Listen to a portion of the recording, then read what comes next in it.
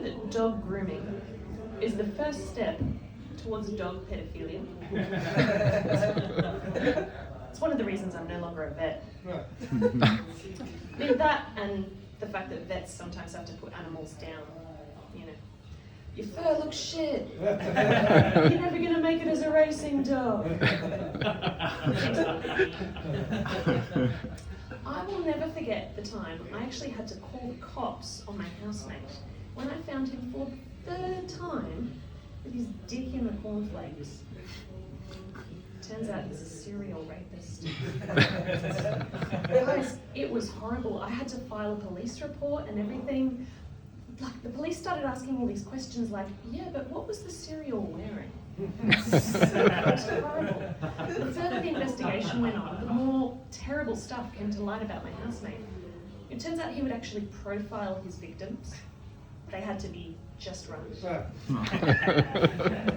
He would look for cereals that were not only low GI, but also low in self-esteem. And he was racially motivated too, you know? He'd go for rice bubbles, but not Cocoa Pops. And in one particularly disturbing incident, he took advantage of some special K. In lighter news though, Germany. It's so nice that we can say that unironically now. In lighter news, Germany. Did you know that Germany has started using some special warning labels on foods for people with fructose, people with wheat intolerances? They're calling it a Gluten-Tag. A win for the celiacs. Fun fact, it was actually a celiac who took my virginity. He said he preferred things deflowered. He's a keeper.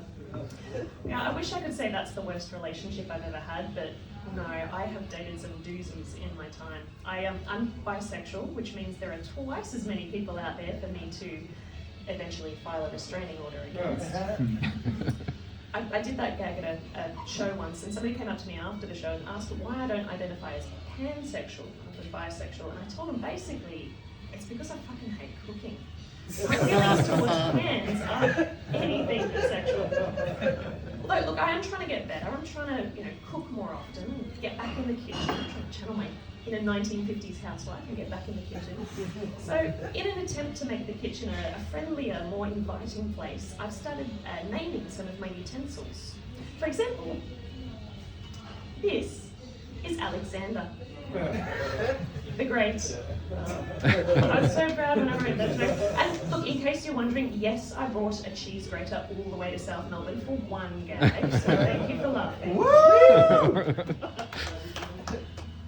But, as I say, relationships have not really been my strong suit. There have been some weird ones. I've dated a variety of interesting people. My love life has been like a rich fruit salad, if you will. In fact, if you'll indulge me, let's take a look at some of the highlights. Yes. We have here my first ever boyfriend. He was a bit like light cheese. You know light cheese? Those small, kind of slimy looking white balls? My first girlfriend, on the other hand, was more like a pineapple. Prickly exterior, but sweet on the inside. And her juices will dribble down your chin.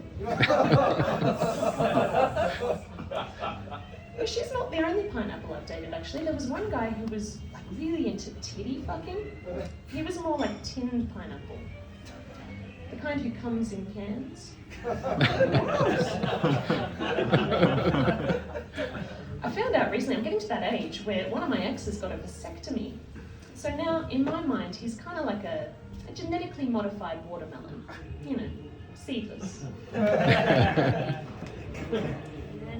oh yeah, we have the cucumber. That's not a metaphor, I was just going through a dry spell. I want to leave you with this one. I found out this amazing fact the other day about Princess Diana. Did you know that while she was alive, she actually contributed significantly to the field of scientific research, specifically gravity? I think we're all familiar with one of the most important laws of gravity that says that what goes up must come down. Well, Diana, in her ongoing and rather public struggle with bulimia, helped to prove that what goes down must come up. Thank you very much.